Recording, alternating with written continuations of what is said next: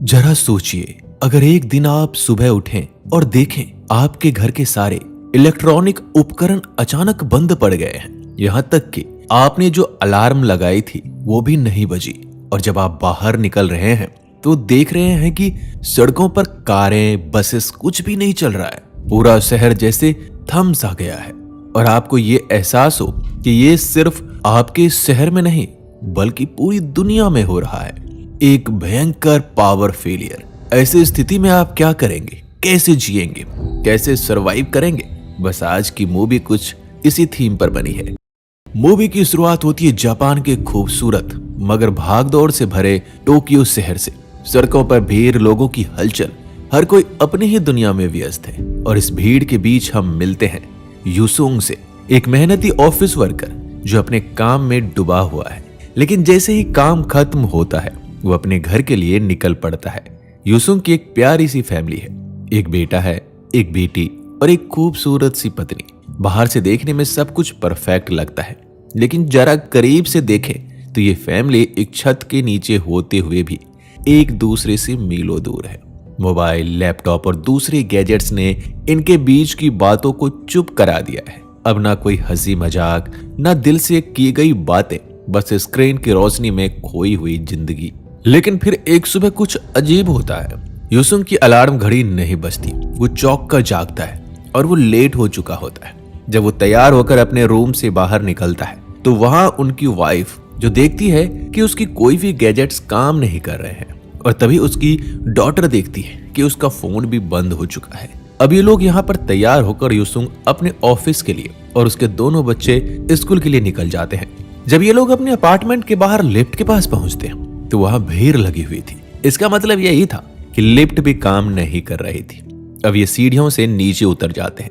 यूसुंग जब railway station में जाकर देखता है तो वहां पर भी भीड़ लगी हुई थी। अब रेल भी नहीं चल रही होती है। यूसुंग जब नोटिस करता है कि उसके हाथ में जो घड़ी होती है वो भी बंद हो चुकी है, क्योंकि अब कार और बसेस भी काम नहीं कर रही थी। अब यहाँ पर यूसुंग की वाइफ जो अपनी लेडीज फ्रेंड से बात कर रही होती है और अब ये सब मिलकर ग्रोसरी लेने जाते हैं। ग्रोसरी स्टोर में यूसुंग की वाइफ जैसे ही पहुंचती है उसे कुछ अजीब सा महसूस होता है। हर कोई घबराया हुआ था। लोग जरूरत से कहीं ज्यादा सामान खरीद रहे थे, जैसे कोई बड़ा तूफान आने वाला हो। माहौल में एक अजीब सी बेचैनी थी। हर किसी की आंखों में डर झलक रहा था। कोई चावल के बोरे उठा रहा था तो कोई पानी की बोतलें स्टॉक कर रहा था। और तभी यूसुंग की वाइफ नोटिस करती है कि स्टोर में डिजिटल पेमेंट एक्सेप्ट ही नहीं हो रही। सॉरी, सिर्फ कैश में पेमेंट होगी, कैशियर की आवाज गूंजती है। और बस फिर क्या था, लोगों में अफरा तफरी मच जाती है। जो भी स्टोर में था वो दौड़कर एटीएम की तरफ भागने लगता है, शायद वहां से कैश निकाल सके। लेकिन जैसे ही लोग एटीएम पहुंचते हैं सभी के चेहरे उतर जाते हैं। एटीएम मशीनें भी काम नहीं कर रही थी। अब हकीकत धीरे धीरे साफ हो रही थी। ये कोई आम पावर फेलियर नहीं बल्कि कुछ और ही था, कुछ बहुत बड़ा। दूसरी तरफ यूसुंग अपने ऑफिस की ओर बढ़ रहा था, लेकिन जैसे ही वो ऑफिस पहुंचता है वो देखता है कि बिल्डिंग का इलेक्ट्रॉनिक गेट ही नहीं खुल रहा है। चौंक कर वो इधर उधर देखता है, फिर किसी तरह गेट को मैनुअली खोलकर अंदर जाता है। लेकिन अंदर का नजारा और भी हैरान करने वाला था। ऑफिस के कंप्यूटर बंद पड़े थे, सारे इलेक्ट्रॉनिक डिवाइस बेकार हो चुके थे और लोग एक दूसरे की तरफ सहमे हुए देख रहे थे। अब काम कैसे करें, कोई फुसफुसाता है तो कोई गहरी सांस भरकर बाहर निकलने लगता है। अब जब कुछ काम करने को बचा ही नहीं तो यूसुंग घर लौटने का फैसला करता है। रास्ते में उसकी नजर एक साइकिल स्टोर पर पड़ती है और वहां जो हो रहा था वो किसी झटके से कम नहीं था। साइकिलों के दाम आसमान छू रहे थे, क्योंकि जब सड़क पर कोई और व्हीकल चल ही नहीं रहा तो अब हर कोई साइकिल लेने के लिए टूट पड़ा था। किसी तरह यूसुंग एक सस्ती साइकिल खरीदने में कामयाब होता है और थकान से चूर होकर घर पहुंचता है। लेकिन उसके मन में अब भी सवाल घूम रहे थे, आखिर ये सब क्या हो रहा है? अब यहाँ रात में यूसुंग की फैमिली साथ मिलकर कैंडल डिनर करती है। अब कोई भी उपकरण नहीं चल रहा होता है। इसके चलते यूसुंग के बच्चे बोर हो जाते हैं और ये साथ मिलकर तारों को देख रहे थे।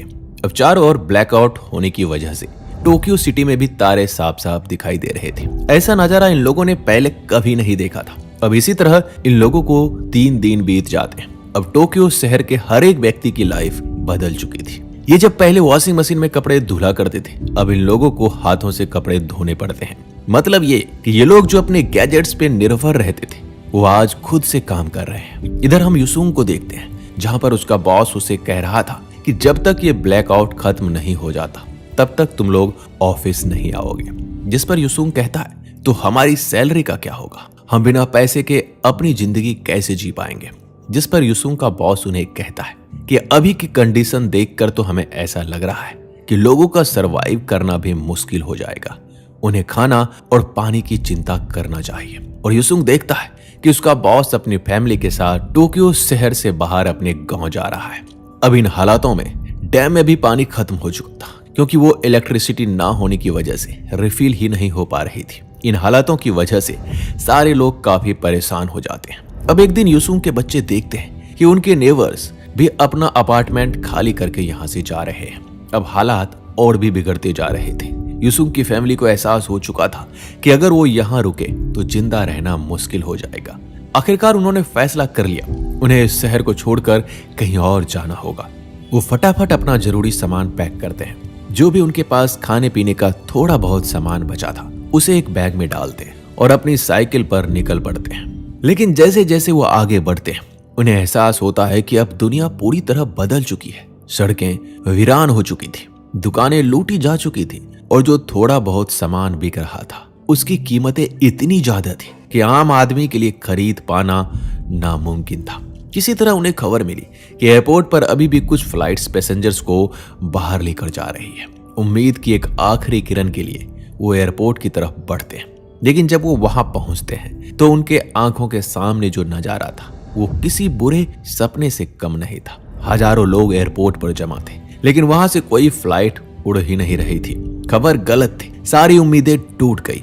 अब ना कोई लौटने का रास्ता था और ना आगे बढ़ने की कोई दिशा। थक हार कर वो अपने पास बचा हुआ थोड़ा सा खाना खाते हैं और एयरपोर्ट के पास कहीं सो जाते हैं। लेकिन अब यह साफ हो गया था कि यहाँ जिंदा रहने के लिए अब पुराने नियम नहीं चलेंगे। अगली सुबह युसुंग के बच्चे खाने पीने की तलाश में निकलते हैं। एक ग्रोसरी स्टोर में जाते हैं जो अब किसी बर्बाद इमारत जैसा लग रहा था। ना कोई सिक्योरिटी बची थी, ना कोई कानून। अब यहाँ जिसका जोड़ उसकी जीत थी। लोग जो चाहे उठा ले जा रहे थे। बच्चे अंदर जाकर देखते हैं कि खाने पीने का सामान तो पहले ही लूटा जा चुका है। हर रैक खाली पड़ी थी। अब बस बेकार पड़ी चीजें और कुछ किचन टूल्स ही बचे थे। किसी तरह वो कुछ क्रैकर्स और दूसरी छोटी मोटी चीजें खोज निकालते हैं। अब हालात इस कदर खराब हो चुके थे कि पैसे पूरी तरह बेकार हो चुके थे। कोई भी अब पैसों से सामान नहीं बेच रहा था। हर जगह सिर्फ चीजों की अदला बदली हो रही थी। अब सिर्फ वही चीज मायने रखती थी जिसे लोग जरूरत के बदले एक्सचेंज कर सके। युसुंग की वाइफ के पास कुछ पुरानी रम की बोतलें बची थी। युसुंग की वाइफ झिझकते हुए अपने रम की बोतलें उस औरत को सौंप देती है। बदले में उन्हें कुछ खाने का सामान मिल जाता है। अब ये साफ हो चुका था, इस नए अराजक संसार में जिंदा रहने के लिए नियम बदल चुके थे। ये अब वही दुनिया नहीं थी जहां लोग पैसे से कुछ खरीद सकते थे। अब हर कोई बस एक ही जंग लड़ रहा था, जिंदा रहने की जंग। अब ये लोग अपने सफर के लिए निकल पड़ते हैं। रास्ते में ये लोग देखते हैं कि यहाँ पे बहुत से लोग टोक्यो सिटी को छोड़कर जा रहे हैं। अब रात में जब ये लोग सोए हुए होते हैं तभी इनके पास से एक वाटर बॉटल को कोई दूसरा आदमी ले जाता है। मतलब कि अब खाने पीने के लिए लोग चोरियां भी करने लगे थे। अब अपने सफर में इन लोगों को 16 दिन बीत जाते हैं। ये नदी के किनारे बैठे हुए थे। युसुंग देखता है कि नदी में साफ पानी बह रहा है तो वहां का पानी पी के देखता है, जो कि उन्हें काफी बढ़िया लगता है। इन लोगों ने इससे पहले कभी नदियों का पानी नहीं पिया था। ये लोग वाटर बॉटल का पानी पिया करते थे। अब इनके सफर के दौरान एक दिन बारिश होने लगती है और इसी बारिश से बचने के चलते अपनी साइकिल को खड़ी करके एक दीवार के सहारे बच रहे थे। ये तूफानी बारिश बहुत ही तेज थी जिसकी वजह से इन लोगों की साइकिलें भी खराब हो चुकी होती है और उनमें रखा सारा राशन का सामान भी नीचे गिर जाता है। इसकी वजह से ये फैमिली काफी दुखी होती है। अब युसुंग और उसकी वाइफ यहीं पे रुकने का फैसला करते हैं और उनके बच्चे पास में ही जरूरत का सामान ढूंढने निकल पड़े थे। रास्ते में ये लोग देखते हैं यहाँ पर एक ग्रोसरी शॉप है और जब ये उसके अंदर जाता है तो उन्हें कुछ जरूरत का सामान तो मिल जाता है। साथ ही ये लोग पेट फूड और जो बैटरी में पानी डाला करते थे उसे पी के देखते हैं और अपने साथ ले जाते हैं। जब ये लोग वापस लौटकर उस पेट फूड को खाते हैं तो उन्हें अच्छा नहीं लगता, पर इन्हें अपनी भूख मिटाने के लिए उसे खाना पड़ता है। अब उन्हें उन जरूरतों के सामान में अपनी साइकिल रिपेयर करने का सामान भी मिल चुका था तो ये अपनी साइकिल भी रिपेयर कर लेते हैं और अपने सफर में आगे बढ़ते हैं। अब उसे एनिमल फूड और उस बैटरी का पानी पीकर 22 दिन बीत चुके थे। अब एक दिन इन सफर के दौरान एक फैमिली दिखाई देती है। वहां पर जो फैमिली होती है वो सर्वाइवर के हर एक तरीके को जानती है। वो युसुंग की फैमिली को कुछ प्लांट्स के बारे में बताती है जो लोग अपने सफर के दौरान कंज्यूम कर सकते हैं। वो फैमिली इन लोगों का एक तस्वीर भी लेती है और जिस कैमरे से इन लोगों की तस्वीर ले रहा था वो कैमरा इलेक्ट्रिसिटी से नहीं चलता था, वो रील वाला कैमरा होता है। वो इनकी तस्वीर लेने के बाद इनका पता पूछ लेते हैं और अगर हालात सुधरती है तो ये तस्वीर उनके घर पर पोस्ट कार्ड के जरिए भेज देंगे। फिर ये लोग अपने अपने रास्ते निकल जाते हैं। कुछ दूर आगे जाने पर ये लोग देखते हैं कि वहां पर कुछ लोग फिश पकड़कर फिशेस खिला रहे होते हैं। ये लोग भी लाइन में लग जाते हैं, पर जब तक इन लोगों का नंबर लगता है तो वहां पर सारा खाना खत्म हो जाता है। ये सब देखकर ये फैमिली काफी दुखी होती है क्योंकि ये सभी भूखे थे। युसुंग अपनी फैमिली को भूखा देखकर उस आदमी के पैरों पर गिर जाता है और उससे खाने की भीख मांगता है, पर इस बार वो आदमी उनकी मदद नहीं करता। अब ये लोग कुछ दूर आगे जाते हैं। इन लोगों की हालात बहुत ही ज्यादा खराब थी क्योंकि इन लोगों ने कुछ दिनों से खाना भी नहीं खाया था। यहाँ पर युसुंग एक कीड़ा को पकड़ लेता है और उसे खाने ही वाला होता है। तभी उसे वहां पर एक पिग दिखाई देता है। अब ये सब मिलकर उस पिग को पकड़ लेते हैं। ये लोग उस पिग को पकड़ तो लेते हैं पर यहाँ पर ये लोग उसे काट नहीं पाते। तभी वहां पर एक ओल्ड मैन आता है। वो उस पिग के साथ इन लोगों को अपने घर ले जाता है। युसुंग और उसकी फैमिली अब उस ओल्ड मैन के घर पर थी। ये लोग वहां पर बहुत अच्छा खाना खाते हैं। इन्होंने काफी दिनों बाद अच्छा खाना खाया था। अब ये यहाँ पर कुछ हफ्तों तक साथ ही रहते हैं। ये मिलकर उस बूढ़े आदमी की मदद करते हैं। वो बूढ़ा आदमी बहुत अच्छा इंसान होता है, वो इन लोगों की मदद करता है। ये यहाँ पर खुशी से रह रहे थे। अब एक दिन ये सभी अपने फादर के पास गांव जाने का फैसला करते हैं। जब ये लोग जा रहे होते हैं तो वो बूढ़ा आदमी उन्हें खाने का सामान और पानी देता है जो कि इनके रास्ते में मदद करेगा। वो लोग वहां से निकल पड़ते हैं। अब ये लोग कुछ दूर आगे जाने पर रास्ते पे देखते हैं कि सामने एक नदी है जो कि उस मैप में नहीं थी जो मैप इनके पास होता है।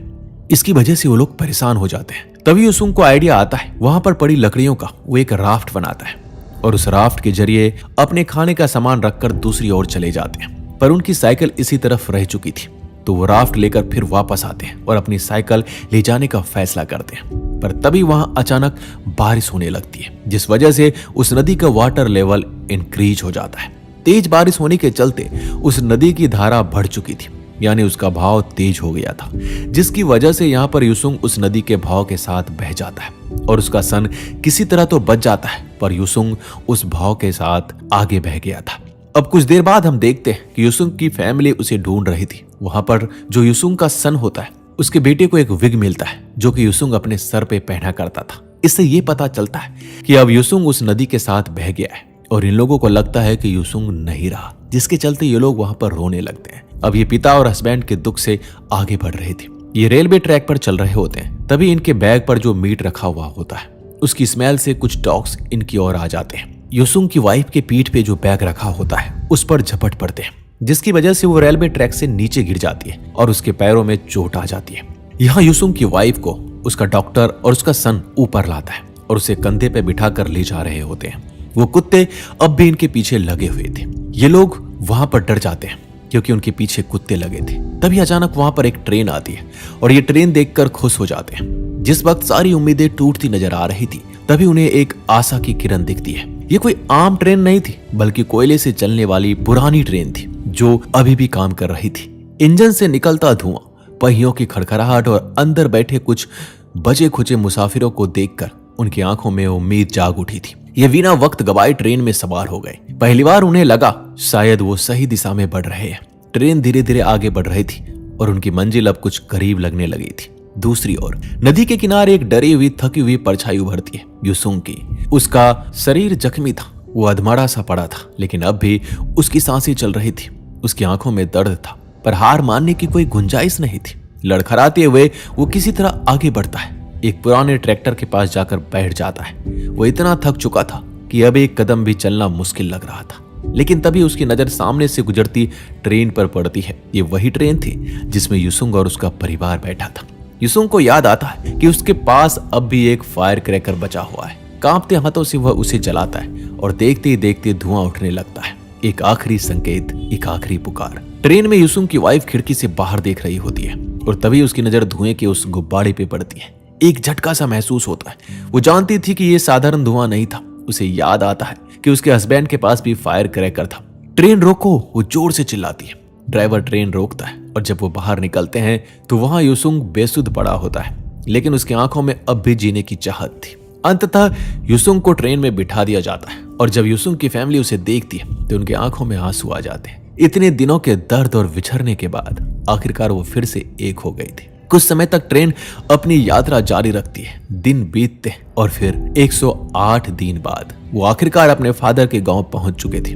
ये वही जगह थी जहां कभी बचपन की हंसी गूंजा करती थी, जहां मिट्टी की महक थी और जहां एक नया जीवन शुरू करने की उम्मीद थी। और जैसे ही वो समुद्र किनारे पहुंचते उनके पिता वहां खड़े होते। उनकी आंखों में इंतजार पर चेहरे पर सुकून था। 847 दिन, लगभग 2 साल 4 महीने बीत चुके थे। युसुंग और उसकी फैमिली अब इस गांव में पूरी तरह बस चुके थे। युसुंग और उसका बेटा हर सुबह मछलियां पकड़ने निकल जाते। उनकी जिंदगी पहले जैसे नहीं थी, लेकिन अब उन्हें इसी साधारण जीवन में खुशी मिलने लगी थी। युसुंग की बेटी ने बुनाई का काम शुरू कर दिया था। वो रंग बिरंगे स्वेटर और स्कार्फ बुनने लगी थी और धीरे धीरे वो इस दुनिया के साथ जीना सीख चुके थे। फिर एक सुबह युसुंग गहरी नींद में था, तभी उसे एक जानी पहचानी आवाज सुनाई देती है। ट्रेन ट्रेन अलार्म घड़ी। वो चौंक कर उठता है। इतने सालों से उसकी अलार्म घड़ी बंद पड़ी थी, पर आज वो फिर से बज रही थी। वो दौड़कर घड़ी की ओर बढ़ता है और देखता कि वो सच में हिल रही थी। और फिर गांव के स्पीकर से आवाज आने लगती है, घर में लाइटें जलने लगती है और सभी लोग बाहर आकर एक दूसरे को देखने लगते हैं, जैसे ये कोई सपना हो। ब्लैकआउट खत्म हो चुका था। युसुंग और उसका परिवार फिर से टोक्यो लौटते हैं। जब वो शहर में कदम रखते हैं तो सब कुछ पहले जैसा नजर आता है। बसें सड़कों पर दौड़ रही थी, कारें फिर से चल रही थी, दुकानों के साइन बोर्ड फिर से जगमगा रहे थे। न्यूज चैनल्स पर चर्चा हो रही थी, क्या ये ब्लैकआउट यूवी किरणों की वजह से हुआ था? क्या किसी देश ने साइबर अटैक किया था? पर असली वजह कोई नहीं जानता था। युसुंग और उसका परिवार अब फिर से पुरानी जिंदगी में लौट आया था। एक दिन वो अपार्टमेंट के बाहर खड़े होते हैं, तभी उन्हें एक पोस्ट कार्ड मिलता है। ये वही पोस्ट कार्ड था जो उस फैमिली ने उनकी तस्वीर लेकर भेजा था। वो उसे देखते ही इमोशनल हो जाते हैं। इतने मुश्किलों के बाद, इतने बदलावों के बाद आखिरकार वो फिर से एक साथ थे, पहले से कहीं ज्यादा खूबसूरत, पहले से कहीं ज्यादा जुड़े हुए। और इस तरह ये मूवी यहीं खत्म हो जाती है। दोस्तों, उम्मीद करता हूं कि आपको ये मेरा एक्सप्लेनेशन पसंद आया होगा। अगर आपको थोड़ा भी अच्छा लगे तो वीडियो को लाइक करके चैनल को सब्सक्राइब करना ना भूलें। मिलते हैं अगली वीडियो में। अपना ख्याल रखिएगा।